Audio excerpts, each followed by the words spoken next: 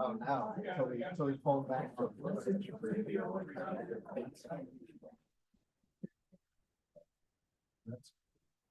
Yeah.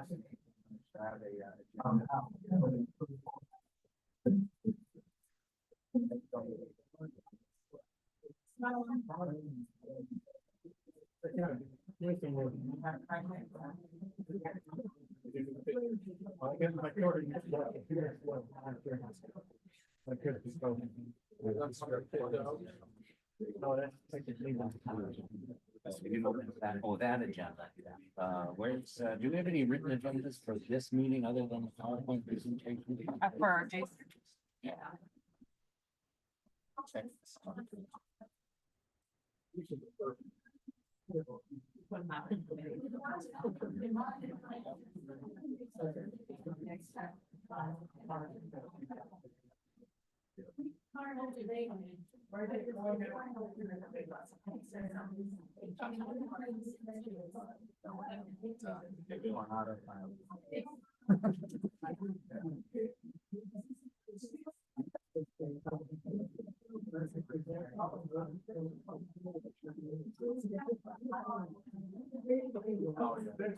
I'm Steven.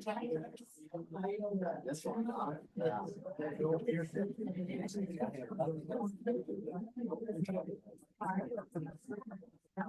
Let's just find things.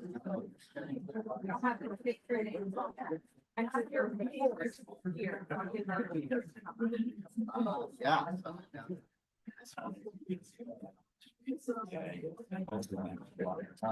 They're both there.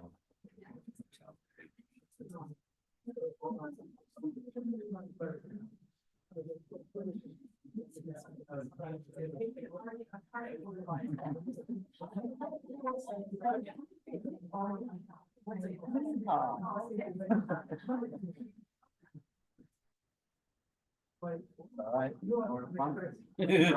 That's right. Well, it hasn't. It's been a couple of months. Yeah. They just go. They still have. They just talk about you on the side. The latest one. The GPB is asking me to send the bylaws. Okay.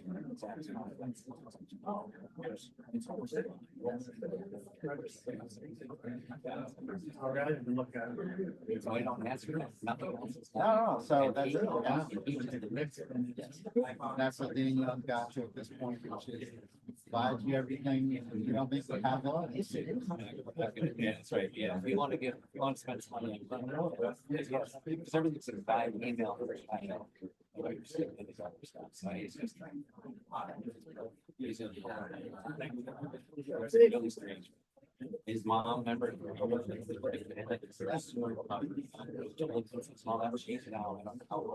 So every night, at 5, do sweatiness of the son. She sits downstairs. Well,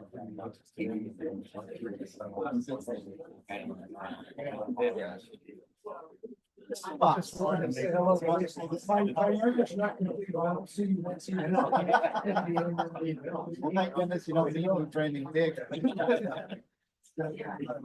Everything is wonderful, yes, so life is good, and I got my oldest heading out to college. That's how I got 10 years. Well, just starting with you all, I was, she was just born, and she's heading to Florida State like a mom. Well, I used to go to Florida. Yeah, I can hear that. My father-in-law, so yeah, we're a house divided. He and his son went to Florida, and my wife, went to Florida State. And I was telling her, it was meant to be, otherwise. Yeah. Anyway, good to see you. Thank you, Jim. Good to see you. Yeah. I don't know if I could have got into them. It's the only meeting we attend, and then we have compliance. I did. I sent it on. I'm not sure. See, it should make short meetings. Well, I'm gonna head. Oh, yeah, I know. Make the agenda work. Yeah, I know. Well, we're gonna do it right after the election walk. Should be. I don't think I can.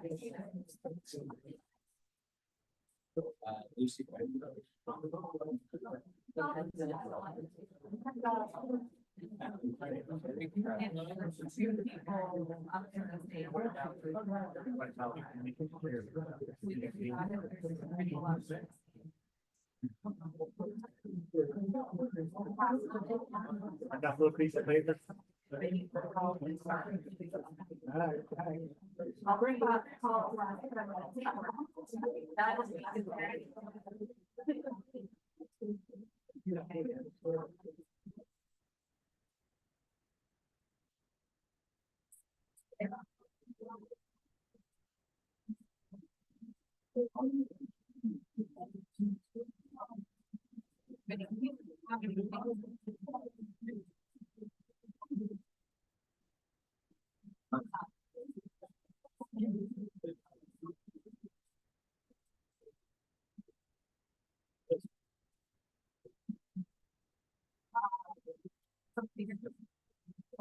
Clubhouse. Had an insurance.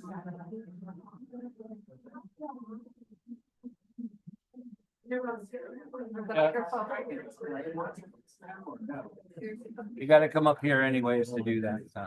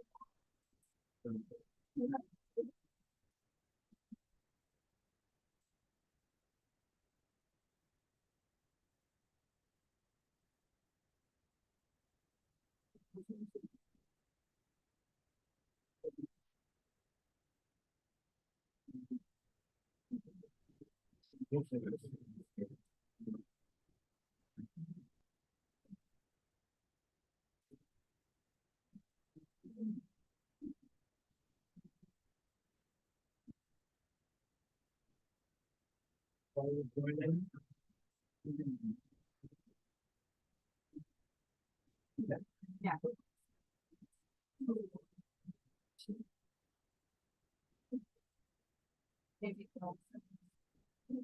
Uncoils on, is he just listening? We don't. I just-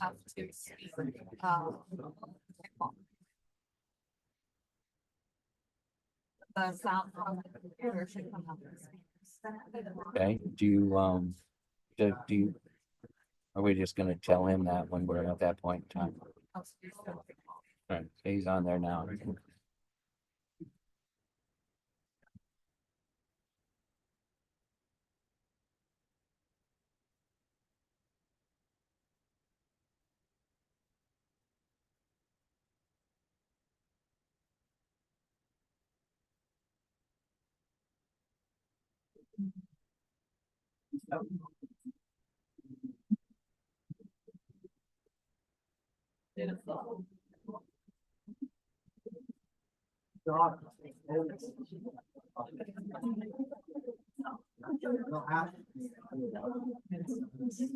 Long days. No, yeah. Even though, like, the second one, my case. These are gonna get faster, we're not, so I don't think. All the extra fillers and stuff. We have like 4H. They could start at 8, 6, 8. That's too big. Yep.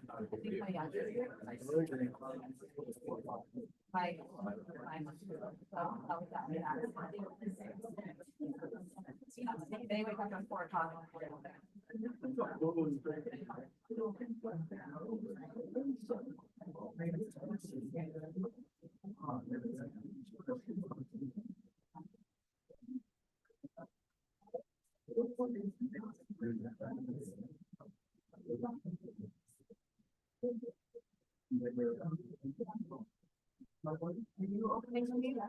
I'm just gonna introduce Jason. Yeah, it's right about that time.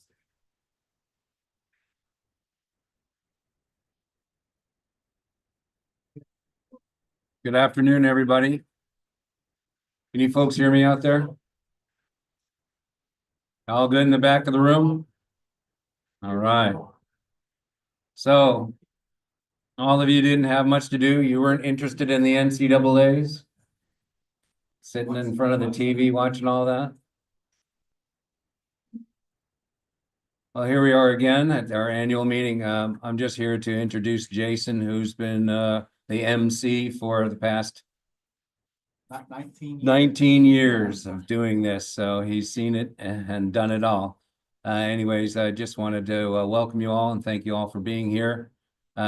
You'll see that the agenda is going to be coming up right after the end of this and before the organizational meeting. Compliance committee is going to be having hearings in the bar, the organizational meeting. There'll be a short break between the annual meeting and the organizational meeting of the board of directors. So without ado, I see our auditor has arrived as well. So we'll have his report later on in this show as well. This is being streamed on YouTube. However, it is not a picture on YouTube. It is this screen and our voices up here. So if anybody's going to be watching this at home, they're going to be seeing the PowerPoint presentation and the speaking. So not without any actual acting or in front of the camera. So that's just for your knowledge. All right, Jason, take it away. Okay, thank you, Mark, and welcome everyone. Now that we have our meeting called to order, the next item on the agenda is to establish proof of notice of the meeting, which I believe says we have a proof of notice on file in the official records somewhere. All right. And determination of a quorum. We have 318 people here, at least in person or by proxy. So that is well in excess of the 30% that you need for a quorum. So we do have a quorum and we will proceed. At this point in time, I will take a motion to waive a reading of the minutes unless there's anybody here that wants us to read line by line and word by word the annual meeting minutes from last year. So anyone? No. Okay. Those should be available on the website if you care to, read them word for word, line by line. But can I have a motion to waive a reading of last year's annual meeting minutes? Oh, there we go. We got Lindia and a second. Excellent. Okay. Lucy, all in favor signify by saying aye. Anyone opposed? Okay. So we will waive the reading of the minutes. At this point, we will proceed to the election of directors. This was all done online. You all received your ballots. They've all been collected, and we have the tally from your election company.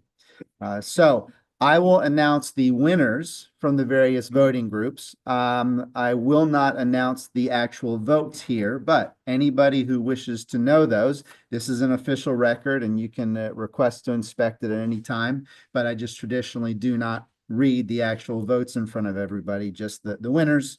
But you can come and look at those results later if you so choose. So from Sanctuary Point, the new director shall be Ed Kokula. So congratulations, sir. And the other seat we had up for election was from Sweetwater Bay, section 6 through 9. And the winner there is Mr. John Irish. So congratulations. That concludes our election of directors. At this point, we would typically move into the reports of officers, but I will concede the microphone to Mr. West once again, who has a brief presentation.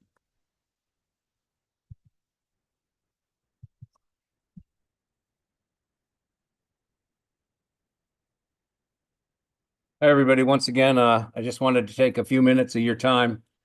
So we just heard that we had the election of the new officers. What that does is it brings to a close tenures of two individuals who are been on the board. One for the past 6 years, Mr. Brownie Fuqua, for 7 years. That's right. He was appointed 7 years. And Mr. Paul Goodrow, who's retiring as president. Just a little background on Paul. I kind of had Cece dig up his if you want to call it his resume. So back in 2010, Jack Murata was elected in 09, but he resigned in 10, and Paul was appointed as a director in May of 2010. So in 11, he was at Heron Lake and Eagle Cove, where he had the coach home for all those years, he and Fran, and he was elected, and he was a vice president for 1 year there. Then he was he filled out the term for Jack, and then he was reelected to serve as vice president for another 3 years. And in 13, he became president. And 14, we we have new boards, and he was a director. Then he came back on as president again in 18, 19, 20. And when he sold and moved to Sanctuary Point, he took a leave of absence, came back, and was elected in 2022.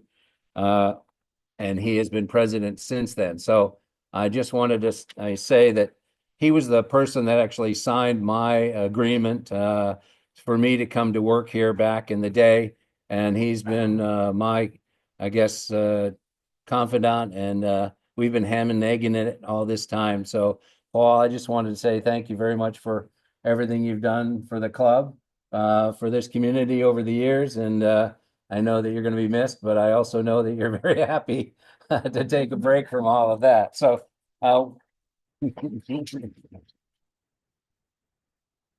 but we have a couple things here. So one, I'd like to present this to Brownie for his recognition of service and time here as a director.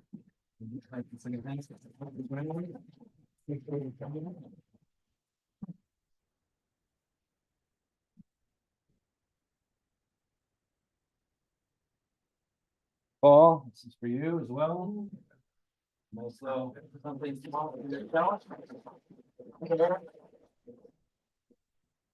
And one last item this is from me to him.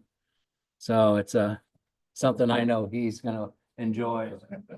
Oh, bottle of water, all right. A little bit of Saint Emilion, which is his favorite Bordeaux, so.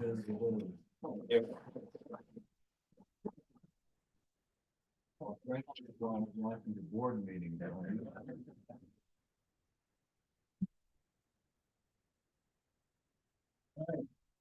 I think that brings you up to the stage there, Paul.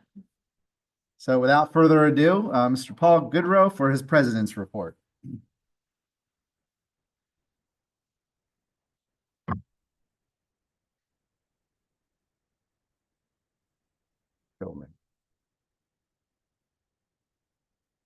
You want me to do it while you talk?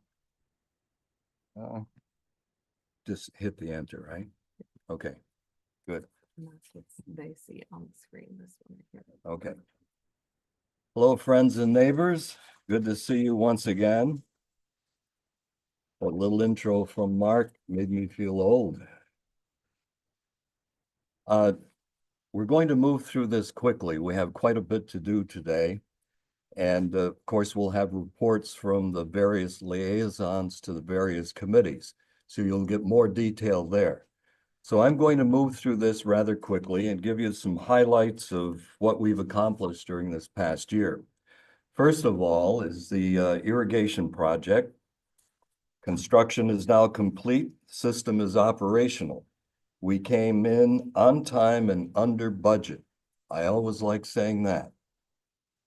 Payment schedule, the last assessment will be billed in April 2027. Members may pay off their assessment at any time, of course.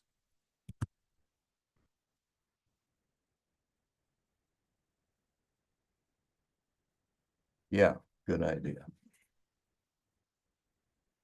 Yep. We also implemented the radio frequency ID gate access. And it is operational at this time, although it is not fully functional yet. We will gradually put this into effect. Part of the reason we did this was we decided to prevent non-residents from using the back gate entrance. And why did we do that? Well, predominantly to reduce traffic, number one, and reduce speeding. Ever since I've been here, Mark mentioned Jack Murata from decades ago. The first meeting I ever attended, there was a battle on the floor with the board members about speeding and traffic in that area. So it's a perennial problem, one we're always concerned about. It has gotten better since those days, but hopefully this will help even more. We have some completed projects that we did this year. The bocce pergolas have been finished. The year before, we did some irrigation in the bocce surface, which was a big improvement from what I understand. The pergolas offer shade for the competitors, and the price for that was $58,000. And we're getting very good feedback from the pickleball, or I'm sorry, the bocce players. The pickleball courts, we expanded the use there and added 2 new courts, and now we have 5, and the total cost for this project was $212,000. And from all accounts, players are very happy with this. The community seems to be very happy with this new amenity. We did a survey this year, kind of a follow-up. We call it a pulse survey, to see how we were doing with the big general survey that we did 3 years ago. I'm not going to get into that at this point. You're going to hear reports from board members a little later, coming up shortly, and they could get into the details of the surveys when they do their reports. You can find them online in total, if you're interested. Capital contribution fee was inaugurated this year, and it's something that most communities do. And we decided to increase ours a bit. The average amount is $6,277,000 throughout the HOAs in Southwest Florida. This is just a rough figure, but we get it from the Beekman report that compares costs of a variety of costs for all the HOAs in the area. And ours lands smack in the middle, $6,000 for the condos and $6,500 for single-family homes. I always like to do this, and I think this is the last slide, but compare our HOA fees with other fees in Southwest Florida in particular. And you can see by this chart that essentially we are on the low end. Now this fee does not include landscaping, because landscaping varies for every community around depending on how much you want to buy into. So this does not include that and a couple other little things. But generally speaking, the base HOA fees for Sterling Oak is running on the low end. And I always like to make this point because I think it's significant and everyone feels they're paying too much. So it doesn't matter what membership you're involved in, you're always paying too much. So this is just a little scenario to see where you fit in. Okay, with that, let's go to the treasurer's report so you get a first-hand feel for how we're doing financially. You'll get 2 accounts, one from our internal auditor and another from an external auditor. What did we do? Just say that? Okay. Hi, good afternoon. Thanks for coming, especially you March Madness fans who would rather be watching a game that started like an hour and 40 minutes ago. I already see a couple of people nodding off, so I'll try not to bore you anymore with the numbers. But let's get started. Our balance sheet remains strong. Our 12/31 operating cash was $680,000 and our total cash was $1.8 million. Okay. 2024 was not our best year as our income statement is concerned. The total net income as of 12/31 was a negative $170,000 versus a budget of negative $75,000 for an unfavorable variance of $95,000. Let's get to the components. Tennis had year-to-date net income of $117,000 and a favorable variance of budget of $19,000. I will come back to the tennis net income, tennis reserve spending, and the recent trends that have happened and what we will need to going forward in a little bit. Okay. Social had a year-to-date favorable variance to budget of $18,000. Although the weather was not the normal in-season Naples weather we have been accustomed to, more people attend the inside events, especially pub night. Even though we had lower food and beverage sales and budgeted by $90,000, mainly due to the weather, Nicole was able to more than offset that with lower cost of goods sold and expenses. Bottom line, social, Nicole and her staff did a good job. Okay. You guys are looking up the screen and say, what the heck is he talking about? We lost $263,000. We have to remember, food and beverage is an amenity. We don't have the outside public coming in here and spending money like normal restaurants. In the summertime, we still have service, although reduced, for the residents are still here. We keep our dedicated staff throughout the year. If not, we wouldn't get them back. Almost every single food and beverage operations lose money. It's just a matter of how much and at what percent. As Nathan Phillips, our outside auditor, who audits multiple clubs here in Florida, will attest to, our numbers are at the top of most clubs. We have and will continue to manage the social subsidy to remain one of the lowest in actual dollars and percent of sales. And we're doing this while adding new and different activities that the community has asked for. Common area had an unfavorable variance to budget of $33,000 and a budget of $1.3 million. While there were several accounts that were slightly over and under budget, pretty much the whole variance is due to the hurricane expense of $37,000. G&A had an unfavorable variance to budget of $89,000. Like the common areas, G&A had accounts that offset each other with pluses and minuses. But the main driver of this unfavorable variance is the lower than capital contribution income. That account is $84,000 under budget. Capital contribution income is a fee that is charged to new homeowners coming into the community. That is a fee that is charged by almost every community here in Southwest Florida. In essence, new homeowners are buying into the assets the community has to offer. And I know some of you think, hey, that's because we raised the fee $2,000 last year. First of all, we didn't do that until the end of the year. And I will touch on that a little bit later. Home sales were low in all Southwest Florida, and unfortunately, we were not spared. As with all budgets, we had some favorable and some unfavorable accounts. As I mentioned, we had a $171,000 loss in 2024. That loss can be attributed to three factors. First, we budgeted a $75,000 cash reduction. Cash reduction is a reduction of the assessments to all homeowners. The board voted to reduce the assessments the last couple of years due to the extraordinary good year we had in 2021. Second, $89,000 was due to lower than budgeted capital contribution. And third, the $37,000 of hurricane expense. Although 2024 is not our best year from the net income perspective, we were able to handle it due to our strong balance sheet, especially our cash position. As I mentioned earlier, I want to touch on two issues that come up frequently. That's just the total there. Okay. First, the capital contribution. There are a lot of chatter. Why do we raise it? Why do we have it at all? As you can see with the increase, we are still only at the middle of the pack. If we didn't have one at all, or a very low one, as some suggested, we would all have had to pay an additional $900,000 over the last 5 years, because that's what we collected with these fees.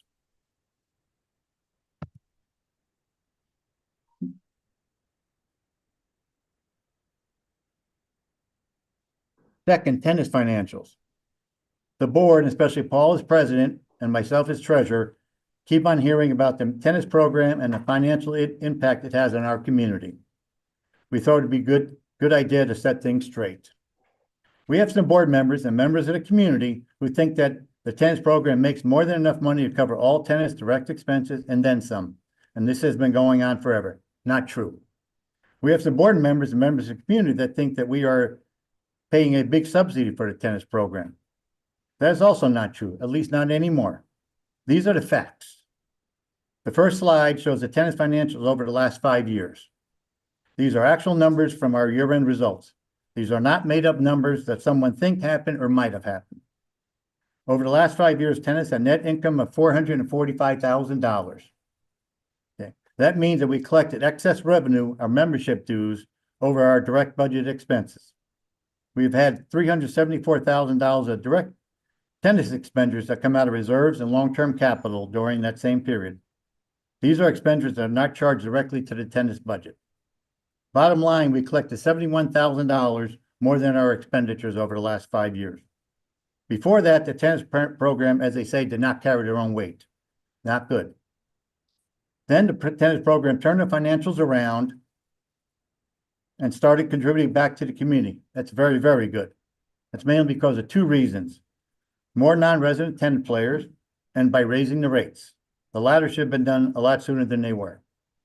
This is where we should be.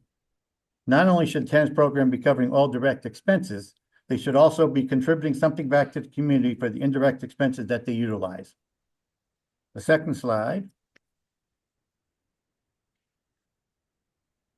Second slide shows us tennis spending out of reserves for the next 5 years, and this comes from the reserve study.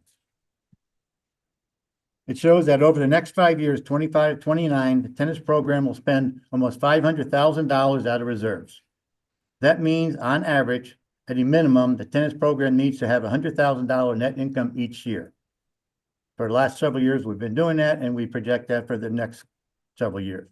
Okay. As you can see, the amount of reserves need to fluctuate year to year. That's why you have to look at it over time, not just 1 year at a time. We thought this was important to give the true state of the tennis financials so everyone can see for themselves what has actually happened in the past and what we need in the future for the tennis program to continue as it is, being one of the best programs in Southwest Florida. It will be the job of future boards with help from tennis staff, tennis committee, and the finance committee to make sure this happens and not go backwards. Okay, that's it. If you have any questions regarding the finance, Sterling Oaks, you can ask me after the meeting, or you can send me an email. Thank you. And I would like to now introduce Nathan Phillips from Phillips Feldman Group, our outside auditors. Hey, John, can you move the slides back a couple, like the dues? Okay, yeah. You can do it. Thank you, hey, John. Yeah. You see. Thanks. I think I can go from that. Oh, no. Seven, maybe. Seven. Huh? Yeah. You want to go to where all dues were? Yeah, go to the dues. Well, wherever that was. This one? You know. Oh, yeah, that's good. That's good. Hey, good morning, Nathan Phillips. Can you hear me without that? Hey, so the question I have, did you pick Florida for the Final Four? Yes. All right, you're okay. Duke? Okay, got 2. I don't give you the inside scoop, but statistically, Florida looks good. But outside that, let's talk about what's in the industry and things like that. Thank you, Nathan Phillips. I'm the managing partner, Phillips Feldman Group. I think we served the club over 10 years plus. We do about 65 clubs in Southwest Florida. We're part of the Club Tax Network, which we do as a combined with CPA firms across U.S., 65 of us or so, about 600 clubs that combined. Club Benchmark's a part of that. They keep data and statistic on about 4,500 clubs across America. And when I say clubs, tennis clubs, amenity communities, okay? So just stay with that thought right there for the moment. I've been in the profession 41 years. I'm a native out of Miami. Hablo español? Okay, see, so that's about all I got now. I'm over here in Naples. I lost it. But with Price Waterhouse on the East Coast, and I was on the developer side at Price Waterhouse, building like Coral Springs and all that with Arvida, looking at it from Price Waterhouse perspective. Now I'm on the other side. After the developer turnover, now here you have these wonderful communities. Most of these communities are 30 years plus now. So with that comes capital investment. And the struggle in the industry has been for the last 5 to 7 years since COVID is capital starvation, not having enough capital money coming in to maintain the amenities. With that affects this. So just to give you some big trends things first, and then I'll talk about the audit. But in the industry in South Florida, labor shortage is a problem in the industry. With that, foreign labor is the gap filler. Coming from the islands, coming from Russia, coming from Ukraine, all across the world, Europe. I have a lot of club amenities that have the H-2B program. They're filling in for busy season because they cannot get the hourly workers in local area because the construction market's paying $40 an hour. And that's the issue, not in just club world, hospitality world. That's not going to go away. So foreign labor used to be 30%, 70% now of amenity communities have foreign labor in Southwest Florida. Go to Boca, Delray Beach, it's 90%, going up to 100 on most in certain spots. With that, there's cost. So that's one issue. The other issue is cost of capital. Borrowing money used to be cheap years ago. So was the rates of interest on your accounts, right? But now it's up 7%. 6%, 8%. So borrowing's tough in the amenity community because you got to have special assessments, and you're already experiencing that with the irrigation program. But right now in bundle communities, 30, average debt, $4.5 million. That's communities with you're 736 units. So the average bundle community is 800, 799. But they have 4.5 million. Now, some of them have a golf operation in it. Some don't have golf. Some have the tennis and F&B operations. But with that, there's an investment. The other issue is not only capital and the cost of capital, is the managing of cost. We have 3 storms, right? Debbie, Helene, and Milton. Then you had Ian the year before. It's become a problem to manage costs because you have to shut down, and we're somewhat close to the ocean compared to the club I was at today. They're a little bit further away. So you can see the indexing of pricing of the storms coming out depending on how close you are to the ocean. But managing that, so some are starting to budget in their budget storm interruptions. Okay, just letting you know. And with that, there's one more thing, and that's just the fact that cost keeps escalating in all areas. So there's a high demand coming into Florida. There's still not enough golf courses, even though I drove through 5 or 6 to get here.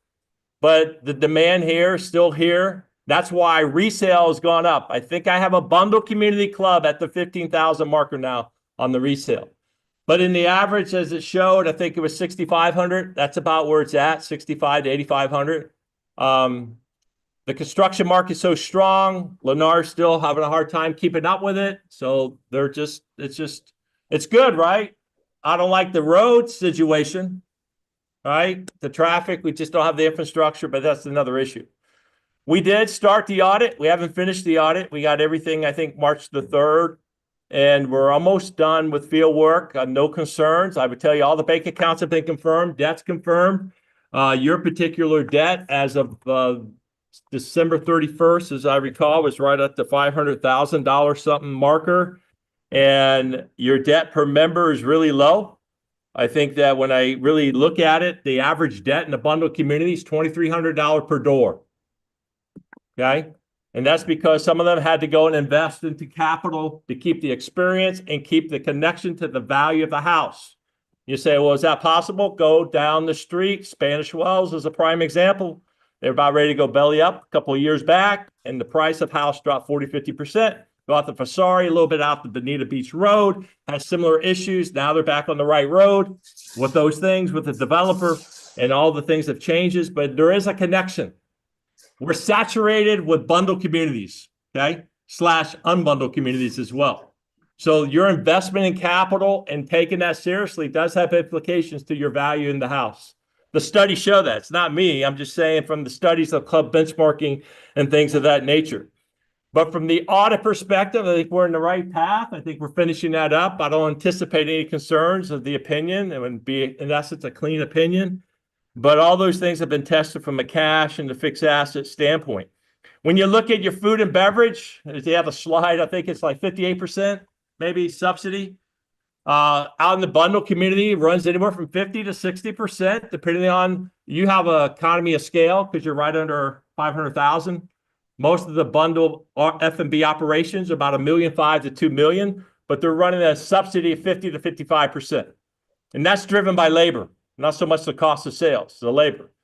The weather in January was terrible. Unless you're from the north, it probably didn't affect you much. It affected somebody like me, like a Floridian, with one sweater, very thin, okay?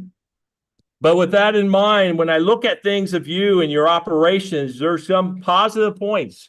One is you are low debt at the moment. I know that you had the special assessment that you did for the irrigation, and you had to do that, and those are things you happen to see. I think you're about $698 a unit on that for special assessment.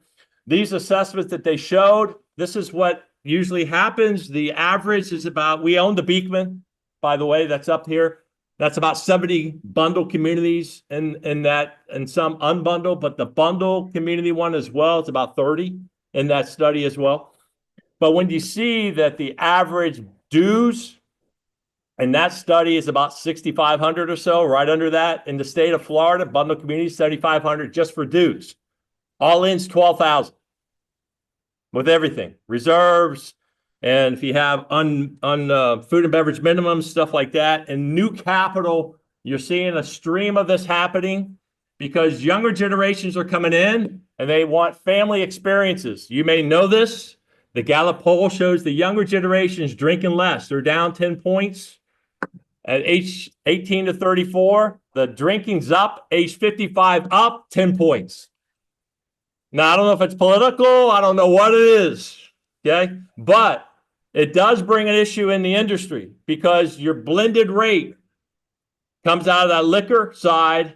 And in your case, I think you're 60% food, 40% liquor in your mix of what you have in your operation of sales of 445,000, you're 60% food, 40% liquor.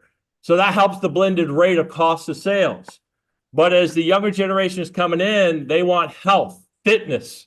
They want drinks that are health oriented. And you can charge the rate to it, whatever that is, like Starbucks Plus, right? But the point being, that's where it's going. And it's showing that in the studies. In the past, the industry was heavily reliant on the liquor to give a better blended rate, and those things are changing. But here's the good news. People want the neighborhood. People want to be in the lifestyle, okay? And the studies show that as well. So overall, I think you're in moving the right things. I know you are low statistically when I look out there. And capital starvation is an issue where you get behind in capital and special assessments come. Nobody likes special assessments. Yes. Okay. Like I was saying, amen, but you didn't come back. But that strategic planning is big and has to be in the board and what they're doing. The issues that you see arising overall is dealing with capital, the investment of capital, what to do, what not to do. You have a strong tennis program. Obviously, it's growing. There are other tennis programs nearby that we're familiar with and we're involved with as well. But when you're looking at all these particular things, these things have particular implications for you as well. When you look at subsidy, I think if you take your subsidy, which was about $200-something thousand, I mean, when you take so much per unit, it's the average subsidy right now in a bundle community is about $2,300. Anywhere from under that, depending on what their philosophy of food and beverage operations are. So there are some things that are the struggles that I pain points, if you want to call them that. But you're keeping up with those key performance indicators and watching them. But the dues and the costs are going to have to increase. I'm just saying what's happening out in the industry and what has to be done to maintain all the amenities to the level to give you that experience as well. I think that's a snapshot of things or questions or anything you may have, or we're closing.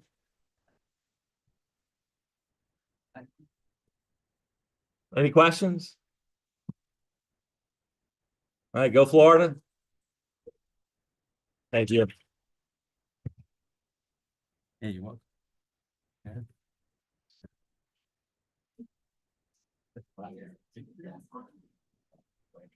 Great job.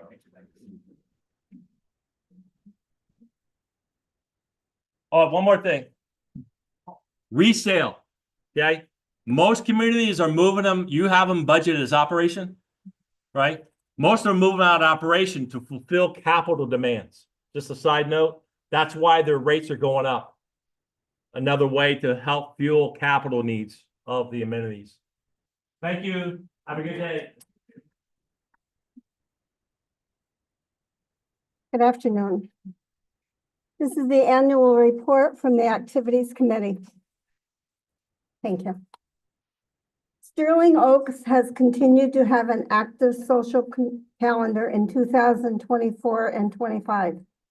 The mission statement of the Activities Committee is to provide activities and services to the members of Sterling Oaks, which will promote enjoyment, build community, develop our social, cultural, and educational opportunities, and impact positively on one's mental, emotional, and physical health and well-being.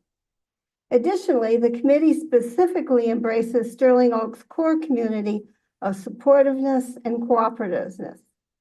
All of the committee members, Jill Sanders, our chair, Lynn Franco, Barbara Gargiulo, Barbara Wolf, Deborah Panisi, Michelle Giovanelli, Judy Schwartz, and our staff liaison, Food and Beverage Director, Nicole Pazik, work together in the generation of new ideas and planning.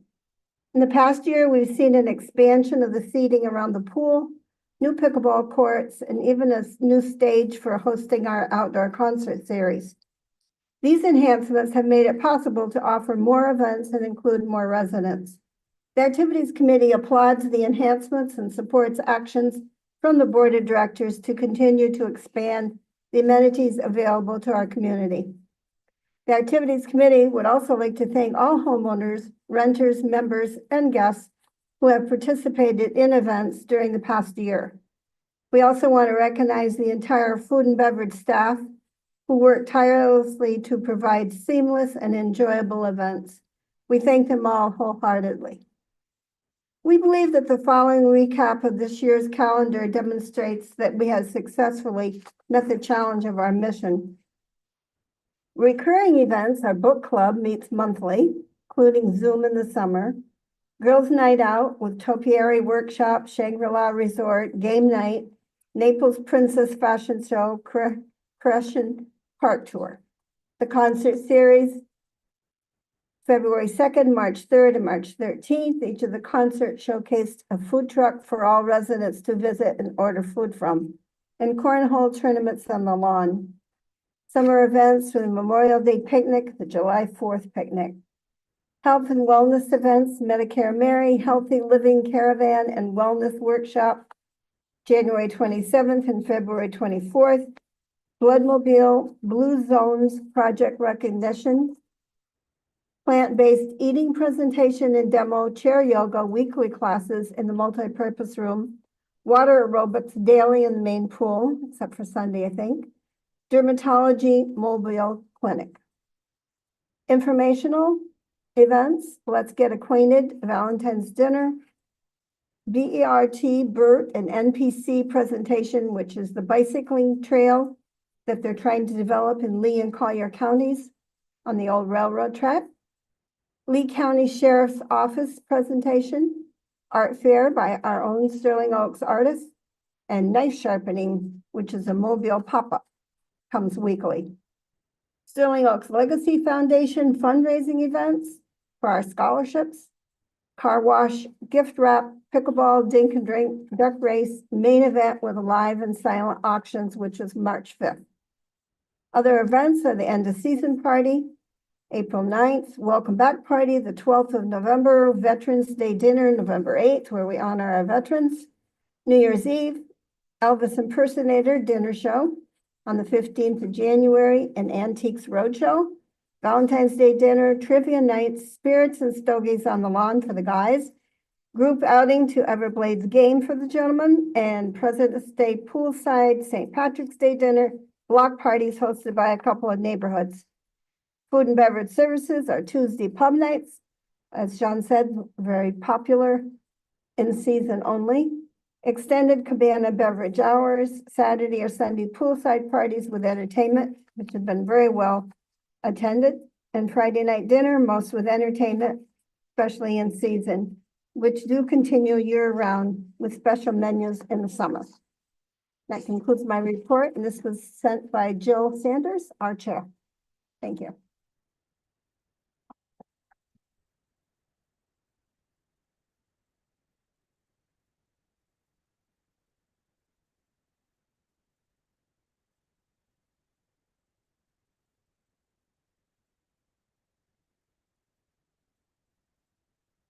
Greetings, happy spring to everybody.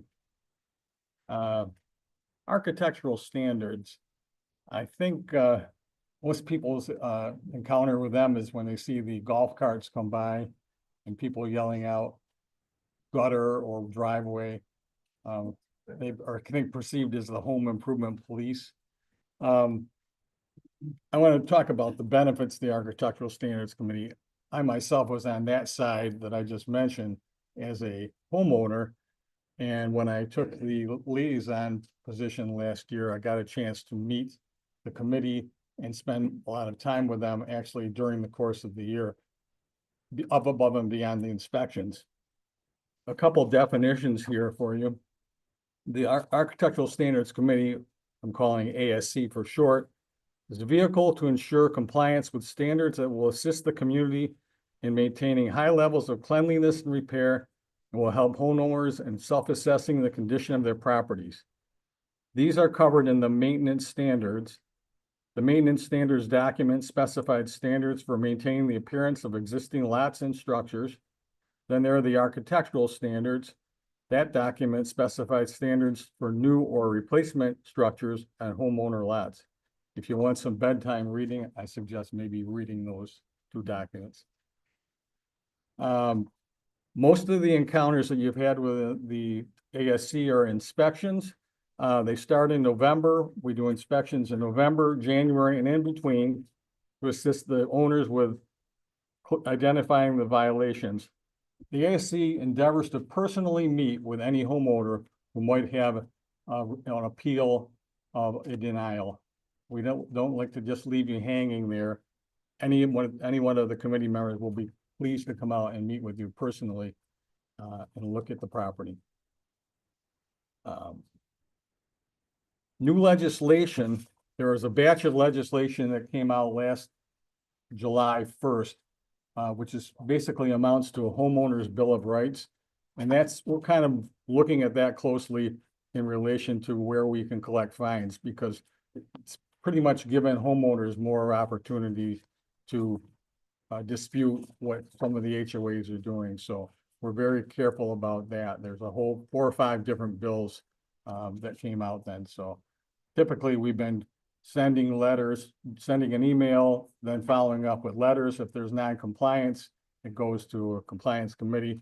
Some of that's going to change. Bear with us a little bit while we look at that going forward for next year. Modifications. Unless specifically stated otherwise, all improvements and modifications require ASC approval obtained by submitting modification request forms. For 2024, there were 107 modification requests were submitted and reviewed. At the February Board of Directors meeting, the board approved the ASC's recommendations to expedite specific modifications. This would ensure that we could move these along, because these guys look at modifications every week. Modifications that are standard, that have approved pallets, may be approved by the ASC staff liaison. Examples of such requests could be house painting, paver installation, and roof replacement. For other projects such as tree removal, pool installation, or any other significant modifications, a comprehensive review by the ASC will be conducted. enhancements. Another function of the AAC is awareness of home improvement trends and knowledge of potential options for homeowners. There are a couple of these that went out on a survey for review, and both of them came back as positive. One was the institution of new color palette from Sherwin-Williams. We added 6 Sherwin-Williams paints to that.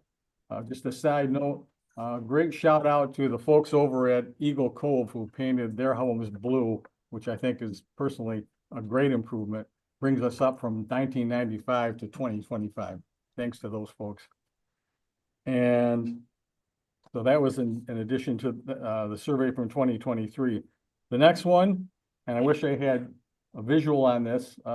Cezanne has told me we have to wait till April. Metal roofs. Now this is not your grandfather's metal roof, or maybe even your father's metal roof. These are aesthetically pleasing, high-tech metal roofs that have many benefits. We've got more durability and lifespan. They will resist cracking and shrinking. They're fire resistant. They're more energy efficient because they repel heat and light. There's a number of color choices. And the other great thing is that the existing roof profile that you have now, whether it's barrel or flat or shingle, these will be able to match that. So it's not going to change the integrity of your homes. I had someone in Deer Creek that was really concerned about bringing something in that was going to devalue their property. On the contrary, this is a new trend. You can drive down Gulf Shore Boulevard and see it. You can go to Babcock Ranch. You can go out Bonita Beach Road to the growing communities out there. And I think this is an opportunity. The cost is not terribly different from what I understand. We're going to have some samples and some brochures that hopefully for the April meeting, we'll be able to institute that. Again, it came through from the survey a lot. When the question was put, would you have like a metal roof? A lot of the people said yes. I think that might be it for this year. I'd like to thank my committee, Bill Stapleton, Chair, Brian Quick, Mark Salazzo, Larry White, Patrick Flynn, and the traffic cop here. Thank you for all you do, Cezanne Hayes. That concludes my report. Thank you.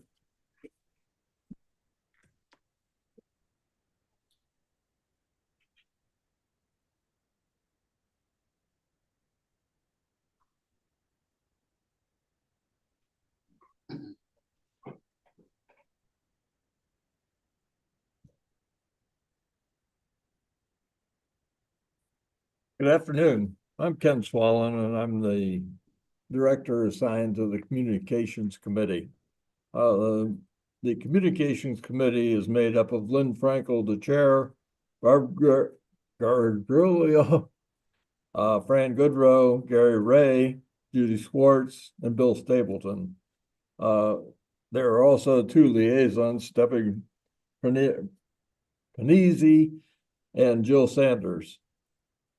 This year is a 3-year plan with the following objective: to build upon foundations laid to promote two-way communication between the Board of Directors and the community in order to disseminate accurate information and to create mutual understanding.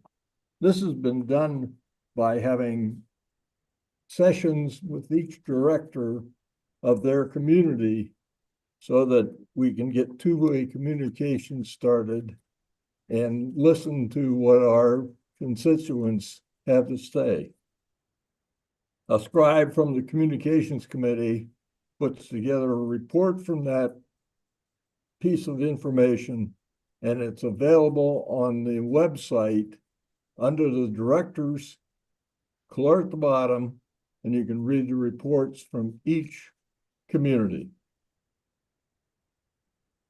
An information expo was planned and occurred on January 9th, 2025 to educate the community about various board-sponsored amenities and activities. Participants from tennis, pickleball, bocce, and the activities of the club explained what each of the new participants were recruited in several areas. The Girls' Night Out team conducted sessions on January 5th and games designed for the new women to meet other women in the community. A meeting of the candidates forum was held on February 12th, and the board of directors candidates responded to questions from the community.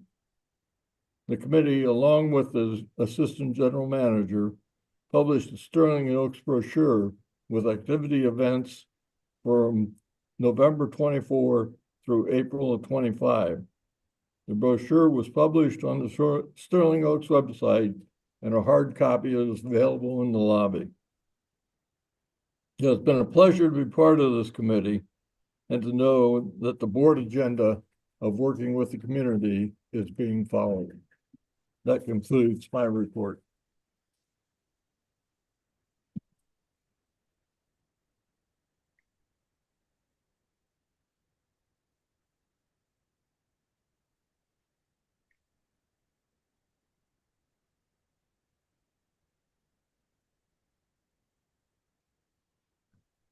Okay, the Finance Committee report.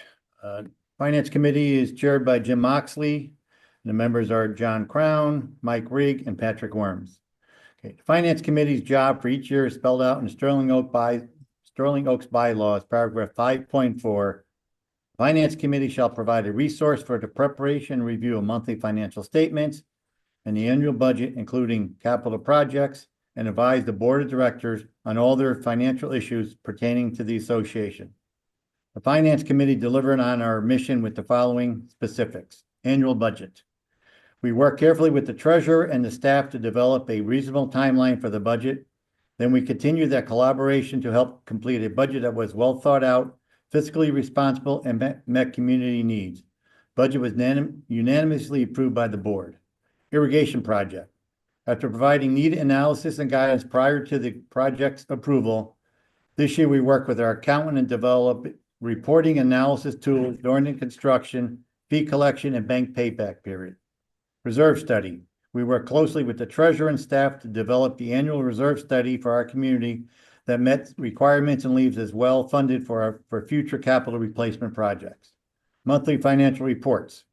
Finance Committee reviewed these reports in detail and assisted the treasurer in analysis and recommendations for any needed mid-course corrections.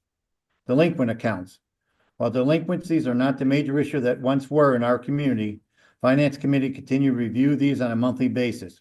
We provided pertinent questions and suggestions to the treasurer regarding any needed action on a case-by-case basis. Special projects. The Finance Committee provided input on various project activities, for example, review of the HOA contracts, the capital contribution fee, and analysis of the long-term financial performance. Response to questions. On a regular basis, the treasurer or staff asks the opinion of the Finance Committee on many miscellaneous matters such as historical perspective, opinions on potential rules, regulations, and financial concerns around potential board motions. We provide a timely response to all such requests. So I'd like to personally want to thank John, Jim, Mike, and Patrick for helping me throughout the year, because I get a lot of credit or blame for a lot of things that get done regarding finances, but mostly we'll go through the Finance Committee. So thank you.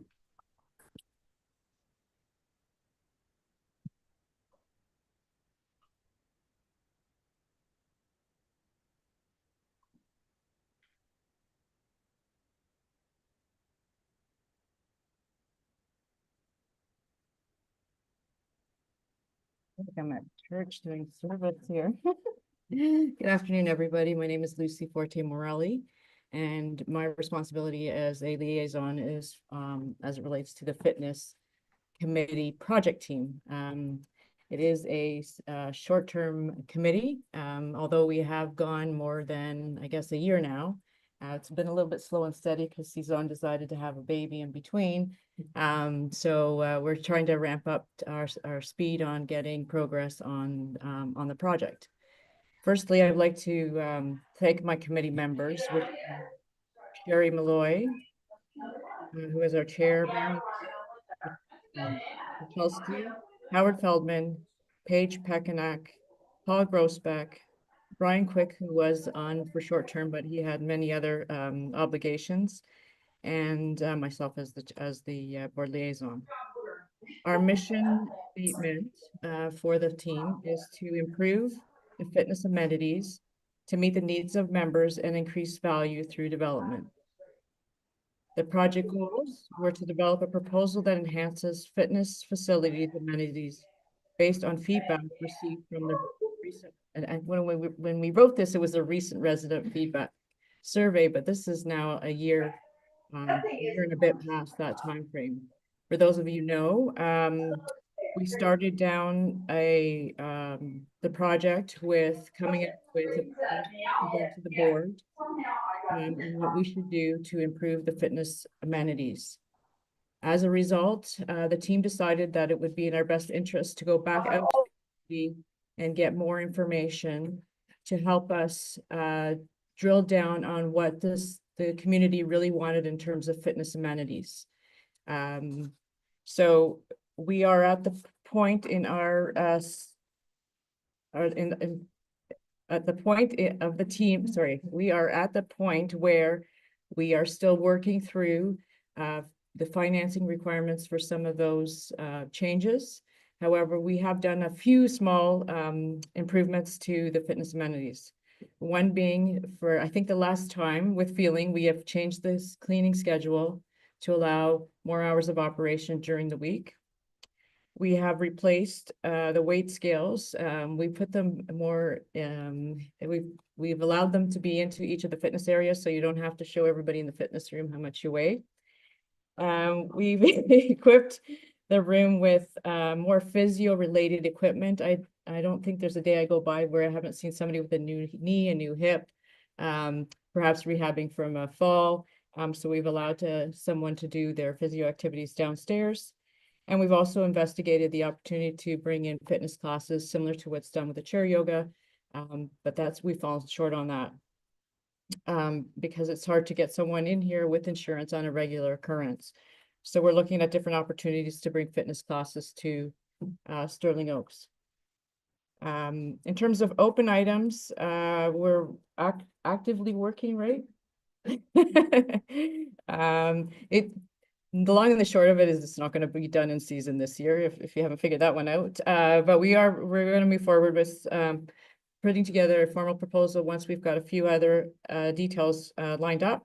But essentially, we're looking at expanding the fitness area into the MPR room, which is the multipurpose room for those of you that don't know. We are not going to take anything away from anyone who uses the multipurpose room today. We're going to look at expanding that room into the storage room that's in the multipurpose room. So we'll have a space for both the fitness area and for the multipurpose room with a divider and access into the fitness area itself. We're going to look at adding virtual classes, being there will be a screen, an instructor, no different than if you were doing a Peloton or whatever service you like to subscribe to, and do classes on your own or with, 10 of your closest friends like you do in the pool. We're also looking at replacing some of the equipment, but as we heard from the membership, the equipment will be replaced as it comes up in our reserve schedule. And that's something that Suzanne and the team in the administration office will look at replacing as we get into 2026 and 2027 based on the priority of the equipment. We're also, as part of the reserve, going to replace the flooring. Apparently, there's a few folks who like to work out and drop some weights on the floor. There may be some damage to the concrete underneath there, but everything comes up, as was explained by the auditor, comes up and needs to be refreshed. So we're going to look at refreshing that as part 2 of the committee. One of the other items that we're looking at is the sauna. We've got 4 different options that we're looking at in terms of upgrading the sauna. I think we've determined that the sauna it's original, so it's about 30 years old. It needs some updating, and rather than updating it, because most of those parts are probably no longer available, it's really to refresh it with updated technology, which is an infrared type sauna. There's more to come on that. And then we are also looking at improving the ventilation. I look at Mark. And that will all be dependent on what we're doing in terms of the expansion, because we'll need to make sure that any of the ventilation changes will be relevant to whatever we do with the space downstairs. I think this is all added to the report. I have a bunch of appendix which give you all the survey results in summary, what we are proposing, why we're proposing it, so that you understand where it's coming from. It's not something that kept using the word fact. These are facts. These are your feedback, and we're following what you've asked us to do to improve the fitness amenities for Sterling Oaks. And that concludes my report. Thank you.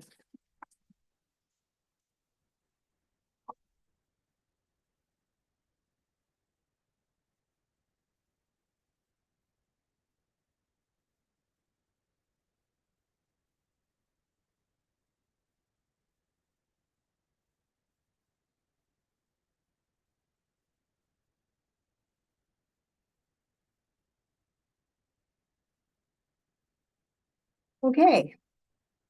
Landscaping report. The Landscape Committee has been very busy this year from March 2024 till March 2025. We have continued with our committee philosophy. Install plants suitable for the space with guidance from our landscape company, have a consistency with areas, get as much bang for our buck as we can. While we review the entire community, we prioritize areas needed the most attention first as budget allows. This year, we also reviewed landscaping after the October hurricanes and are continuing to monitor areas where the rain, laced salt, and wind affected plants. Some may recover and others may need to be replaced later. The landscape company does not typically install plants in December, January, and sometimes February due to the weather, as it reduces their survival rate. Projects completed: clubhouse entrance, wings, and mailbox area. All seasons fence line. Parking lot islands on tennis side, court side updated. The pool side was completed the previous year. Condo fence line along 41 was replanted after new irrigation was installed. Medians from Sterling Oaks Boulevard to the entrance of Wildcat Cove, as well as areas between the sidewalk and the roadway, refurbished. New sod added to areas in Tavernier and the Preserve. Condo entry median on Sterling Oaks Drive was refreshed. Projects approved and planting to be completed within the next few months. Sweetwater Cove Island will be refreshed. Wildcat Cove pool area, hurricane damaged plants will be replaced, older ones removed, and new plantings installed. Wildcat median by house number 14908 will be completely redone. Wildcat Cove monument sign area, dying palm was removed. Wildcat Cove entry island median, new plantings. Manatee common ground on Silver Strand, old bed will be removed and 3 new beds will be installed. Preserve entry island, 2 new Pygmy date palms with Ixora surrounding it will be installed. Projects where estimates have been received, reviewed, and will be submitted to the Board of Directors at their next meeting. The area where Sterling Oaks Boulevard and Sterling Oaks Drive meet, called the T, corner on the parking lot side, corner on the Marsh condo side, in the neighborhood sign area. 2 center median islands on Sterling Oaks Boulevard, the area between the roadway and sidewalk on the Marsh side, area between the sidewalk and the water on the Marsh side. Future projects: complete the area on Sterling Oaks Boulevard between the sidewalk and the parking lot. Review community again to determine the next priorities. And this was prepared and submitted by Linda Moxley, our chair. Thank you.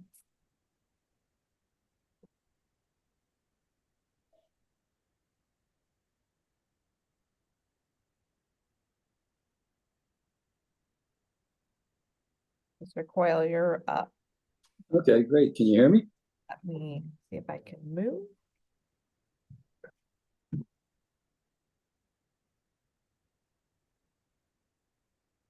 Go ahead and I'll find a spot for the room. Okay, the pickleball annual report's already been presented, so I'm not going to go through it item by item. I do want to highlight two big things this year. The courts were completed within the budget set out before the board 2 years ago. The new courts have enabled open play for everyone and every level of player. In addition, we were able to sponsor 5 inter-club teams for competition and team practices while offering more opportunities for homeowners to reserve court time. The second thing is that the pickleball committee has done a really great service to the community by offering pickleball lessons to beginners and by continuing to offer special events like the tournaments that we do each month.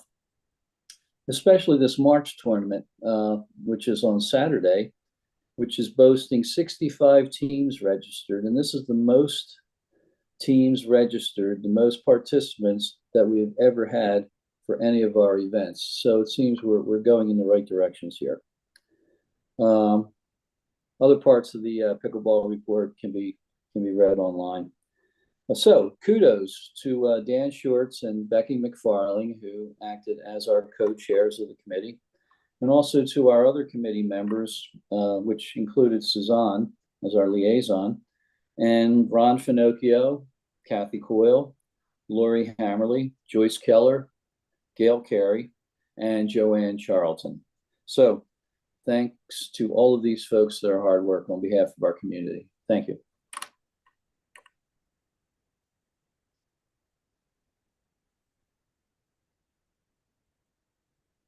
Suzanne, how did that go? We survived. Okay. We'll be on the board packet. Thank All you. right. All right. We're good. No, he'll mute himself. He's good. Thank you, everyone, for coming. I want to start off by thanking the tennis committee chairperson, Jim Bennett, for all the time he's put in.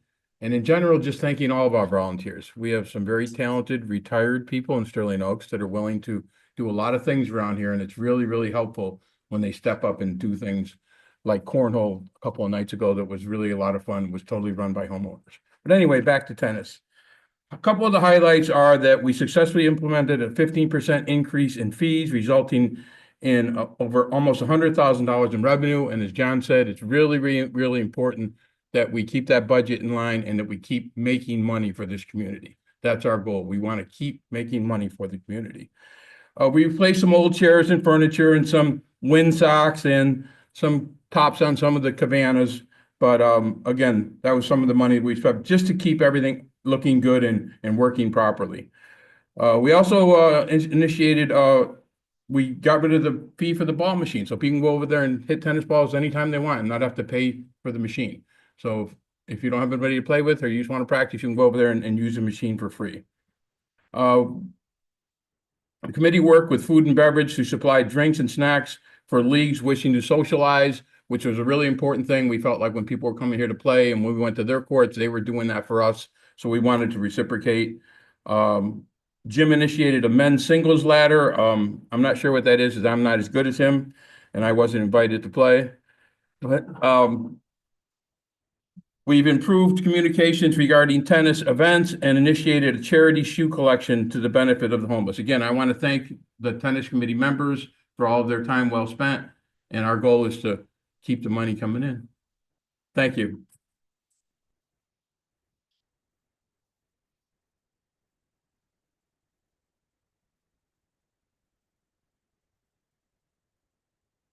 Okay, that concludes our committee reports, and now we'll have an open discussion, from the members. If you have any questions or positive reviews, the microphone is there. Any complaints, there's a separate microphone that's through those double doors. Keep walking till your feet get wet. Now, if you would, just when you see a moment and you feel comfortable coming up, come up to the microphone right there. I'll go check to make sure it's on, and please state your name and your community where where you're from, and ask your question or make your comment. Try to keep it under 3 minutes if you would, please, because I think we all like to pursue other interests afterward. Okay, so I'm going to go to the microphone right now, and anybody can feel free to come up. So. Just push the button. On screen. I just have a question for the board. My name is Lucy Rose and I'm in Sweetwater Bay too. My husband and I walk on the sidewalks in all of the community, and I have noticed that the sidewalks are uneven. There are places where the sidewalks are broken, and I just want to know what the plan is for the sidewalks in the whole community. Mark, you want to give us a history of the, In information? Lou?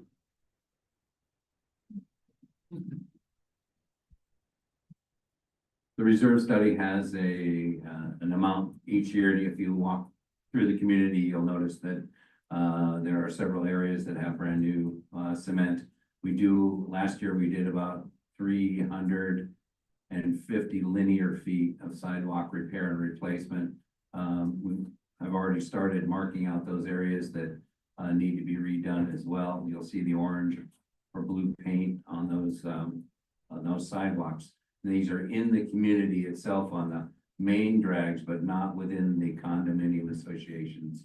Those sidewalks are their limited common elements to their properties, but we're going to be replacing those. Ron Martin, who has been our contractor over the years, has already, I think, scheduled with our maintenance department to do some of that here after everybody goes home, because we're going to have to block off areas. So it'll be a little later in the spring, but that money is in our reserves and slated for that purpose. Is it for to replace all of the sidewalks at some point? No, that would be 5-10 miles of sidewalks, and it would be prohibitive in cost. So we're going to mark out those areas that the tree roots have heaved up and that are broken out, and then we'll take care of those, dig them out, level them out, and put them back to the grade. One comment. Mark just said we have miles of sidewalks. If you do walk it and you find areas that are really bad, send Mark an email to make sure it gets on that repair list. It'd be helpful to see so many sidewalks. I mean, we need people giving inputs at bad spots.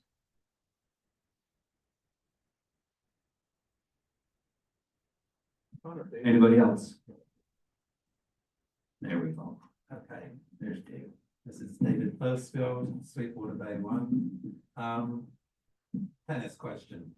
I noticed on the projections of expenditures that in 2025, you've got something like 270,000. And then the following years, it goes down to like 45, 50. What exactly are we doing this year? Because I know last year you had a big $200,000 plus. Specifically, what was that money spent on, and what is it going to be spent on? Well, the last year and this year are coming up year, they're actually replacing courts. Right. Okay, And then that's it after this year? until maybe out 10-15 years away. And in between area, so that 50,000, 40,000, 30, that's just miscellaneous, all different kind of items that are being scheduled to be replaced. Fencing, like. But why is it 270,000 this year, then back to 50,000? Because we're not replacing courts every single year. Last year, there were two. For the next 5 years then? Correct, there were no courts scheduled to replace. Courts are, I believe, around $100,000 a piece to replace, go all the way down and, do it from there. The other ones are there's some resurfacing going on that, it's a lot cheaper, that Mark said fencing, lighting, but the courts are what brings that up to $200,000 or $278,000. If I remember, in the 5th year from now, it went back up to 400,000, and it's probably a court replacement. But they only occur over a while, they last quite a number of years, so you don't get a report replacement except every few years, and then you see the big peak. Seems to be some fair amount of variance on court surfaces. You get 11 and 12, then you play with a nice brand new ball. When you come off, it looks like a brand new ball. You go and play over here, and rather dirty and, not the same. Anyway, that's, is it pertinent to ask what's going on with the tennis director?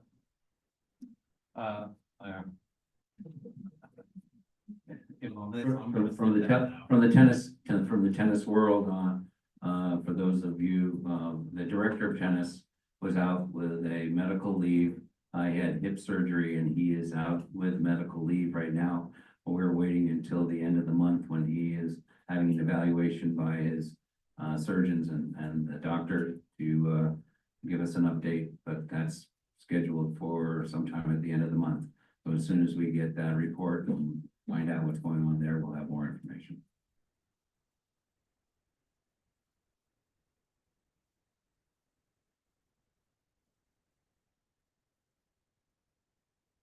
Hello, my name is Ken Kilpatrick, Sweetwater Bay 8.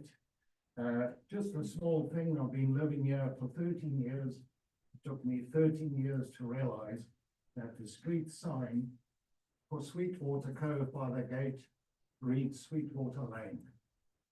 It causes a lot of confusion, and I request that the board or your landscape committee do something about it.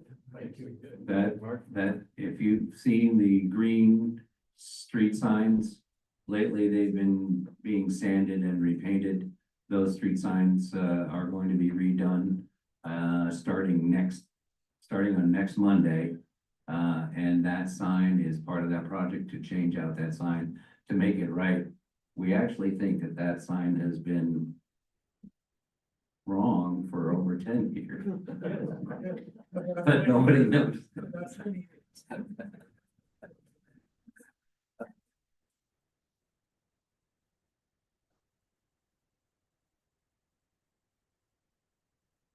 Name is Gary Ray, and I live in Sanctuary Point. I've been in this community now 25 years. I would like to see some serious study going on about the oak trees. Oak trees are now, a lot of the oak trees in here are 30 years old. They're big, they're busting up a lot of driveways, sidewalks.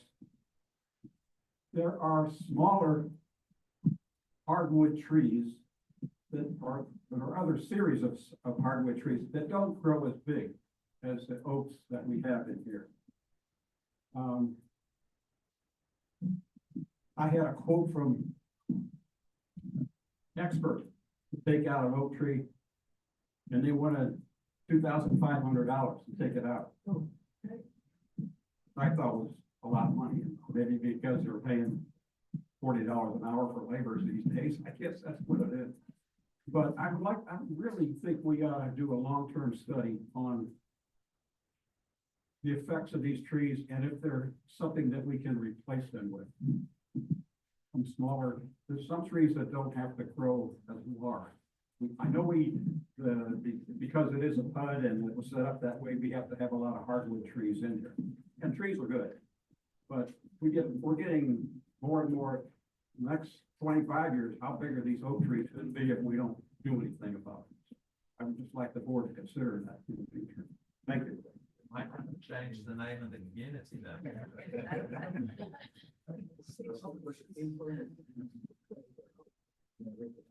Sterling Farms. My name is Victor Mintz. I live in Sweetwater and full condos. I have a question. I've been here for 15 years. What's been done with the preserve over here? Any questions? Anybody can do anything about the preserve? It's disgusting. The question is about the preserve. I can only tell you that the board over the past 3 years has spent close to $50,000 to maintain and enhance the waterways within the preserve, to plant new plants, to stock it with fish, to clear the waterways, to give it more water space. It is this past year, there was the wind-driven salt from Milton, as the landscaping committee report said, did a lot of damage to a lot of the surrounding bushes and grasses that were on the edges of that area. I would think that there's not going to be any cleanup in the preserve. There's not going to be any more water. There's not going to be any more, if you want to call it, taking away grasses. It's going to stay the natural state that it's in because it's mandated by the state of Florida that it stays that way. Now, the edges of it that got decimated this year, once we get into the rainy season, we're going to be calling on our lake contractors to come in and assess those areas to see whether or not they need any remedial planting from some beneficial shoreline plants, and those would be pickerel weed, Heliocris, spike rush,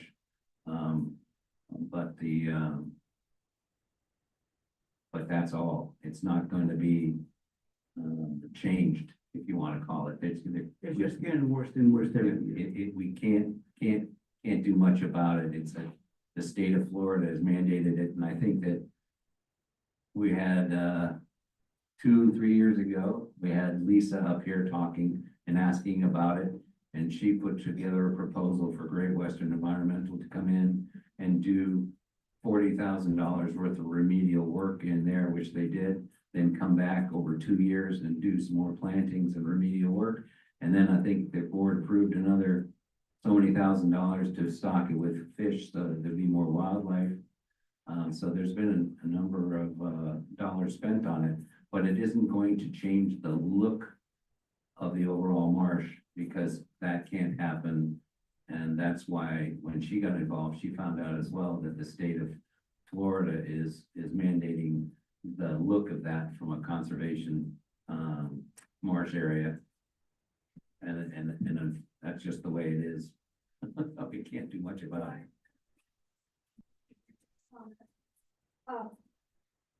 They should not plant any more along the edge. Anything that they planted was awful. How many times did I call you to come cut it down there with big bushes growing in front of it?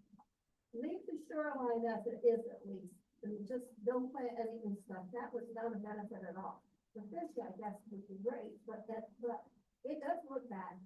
I always said it looked like a hayfield. And for the record, that was a pond when this community was built. It was no weeds, it was no marshes. And now we've let it go, and now the state considers it a marshland, but it didn't start out that way. And we used to have natural people or natural animals like alligators. But it was built out by the original builder here, and he got fined. He was not supposed to be digging that. Then why do we have so many other lakes around the community that haven't been Because neglected? they are natural preserves protected by the state, but if they widen those waterways. You're all welcome to contact South Florida Water Management District. Their local office in Fort Myers will give you an opportunity to speak to somebody, just like Lisa did when she called. She even called Collier County Code Enforcement to come out here to say that we hadn't been managing the marsh effectively and how horrible it looked.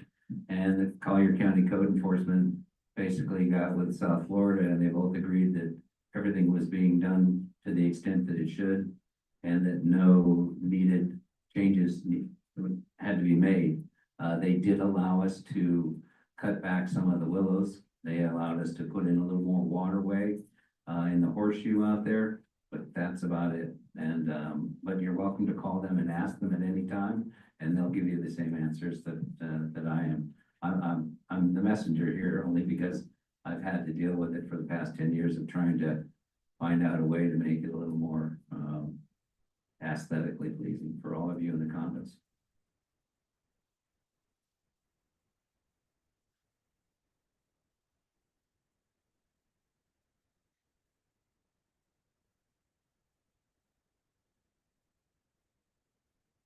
We have one more? All right.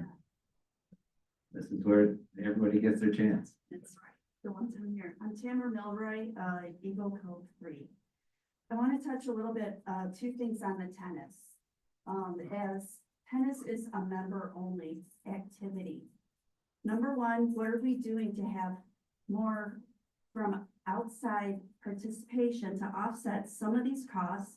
And number two, why are a lot of our normal funds going towards that when we aren't interested in that kind of activity? Well, I guess, first of all, as I showed in the slides, we are not spending any of your money, our money, the non-tennis members' money for this. That's part of the reserves, and that's part of the numbers. Okay. Right, but they also are giving over $100,000 a year to offset that. We go back to a slide. I will go up there. Okay, but if you would listen to what I was saying, okay, if we go back, okay, here we go. That's one, yeah. Okay, right here, the last 5 years worth of results, okay. The tennis program contributed $445,000 to the community, okay. During that time, out of reserves, we spent $374,000. Those includes the chairs, that includes new courts, that includes lights, etc. So over the last 5 years, they've contributed $71,000 on top of the reserves, okay? And before that, it wasn't going all right. That's why we changed things. That's why it's going the way it is. But if you take 1 year at a time, look here. Oh my God, we spent $100,000 there over 1 month. That's just 1 year. If you go the year before, they gave us 88,000, et cetera, et cetera. Now, if we go to the next slide, okay, we're going to contribute out of our money, if you want to call it that, $278.58, et cetera. So $500,000 over the next 5 years. So if they have their bottom line like they've had over the last couple of years, go backwards. Okay, they will more than cover the money coming out of reserves. So we non-tennis members are not paying for the 10% or the other people coming in to play tennis. It used to be that way, but it's not anymore. As these two slides show here, they've contributed 71,000 more. So, I mean, it used to be, that's why we changed things 3-4 years ago. We got more members that came in from other clubs, and we raised the rates, I believe, 3 times in the last 3 or 4 years to get us to this point, and we want to stay at this point.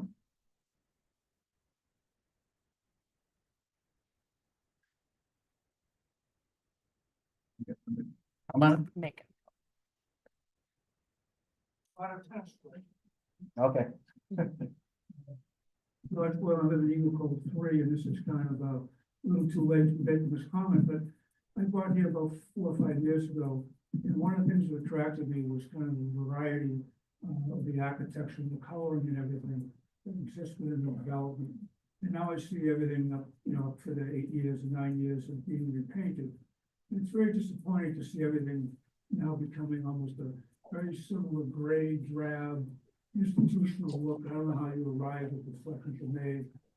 Maybe it's the opinion of just one person, but it's kind of disappointing to see the variety that did exist in the color, how it did exist, now to become looking like every other place you drive into. I've heard what I've been about. I wasn't doing well. I'm sorry. We added 6 new. We added 6 new colors from Sherwin-Williams because there were people interested in newer, updated colors. We added 6 more to the color palette. So like I mentioned, the Eagle Cove, I think it's Eagle Cove 2, was it? Painted all their buildings blue, which in my mind is an improvement over the drab, whatever, peachy or yellow color. So that's an example. I mean, listen to what in the survey, people said, yeah, we'd like to have new colors. we actually had colors submitted, about 9 different colors that were submitted. And a lot of them were in one of these other bright pastel colors. Is the color available in the office? And it's available on the Sherwin-Williams website. On the website? Yep. Okay, thank you.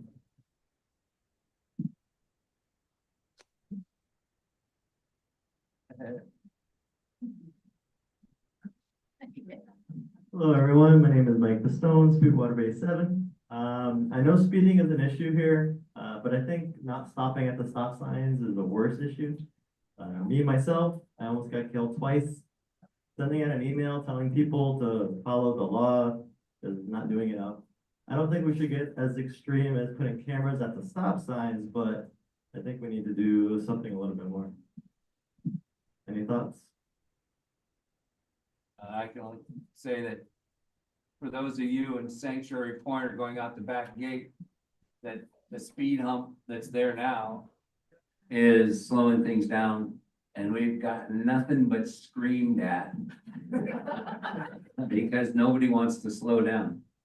So we've even thought about speed humps at the front gate before you go through the gate, because several people have almost been hit in the crosswalk. Same down at this crosswalk when you go down at the main T. So, I mean, I don't think that we'd like to see speed humps there. I know the EMS doesn't appreciate it at all when they come through, and unfortunately, we have more than our fair share of those vehicles coming through here on a weekly basis. But that might be something that we can do, is to start looking at some form of maybe rumble strips or something like that to get people to know that it's a stop area. So, but we do need to do something about the speeding. My own staff, especially maintenance staff, has almost been hit a couple of times as well. So, and same with the roving patrol at night, the guards that go out and do the roving patrol for us, you know, they take their life in their hands after hours. So yes, I think we can look into that. It's bicyclists too, just walk through stop signs, and just disregard all traffic laws. Yeah, we've got e-bikes now too, which are another whole other thing. In line with that, where the crosswalk is, the pickleball court is, Yes. signs to say there's a crosswalk, because people don't, they're speeding and they. We actually are looking at putting in some speed humps there because of the pickleball area and its congestion. So it's something we need to do. Down, speed up, so you get there. Good.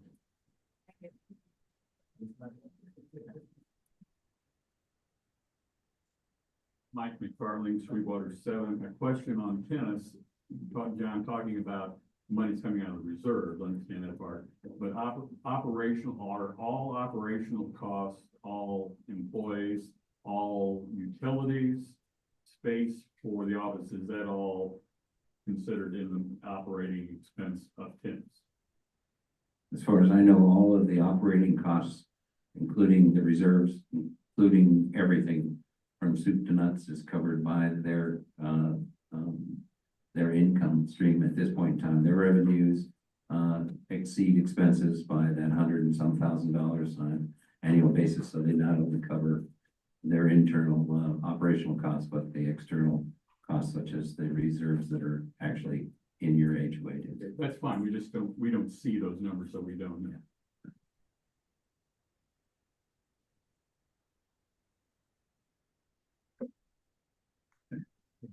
Come on, we've got all the time here. Hashim, 140 Silverstone. I have a lot of tennis players come in the afternoon and play, who are working and all. I want to see what we can do to bring in more afternoon, evening players. I don't mind coordinating, but how do we promote to bring in more outside people playing afternoon? Half the courts are empty, so something we can do. Like the Oaks memberships. Yeah. Well, how can we promote that? You know, I don't mind coordinating, but even if we have 12 courts, we have barely used the 3 or 4 courts that we have. Thank you.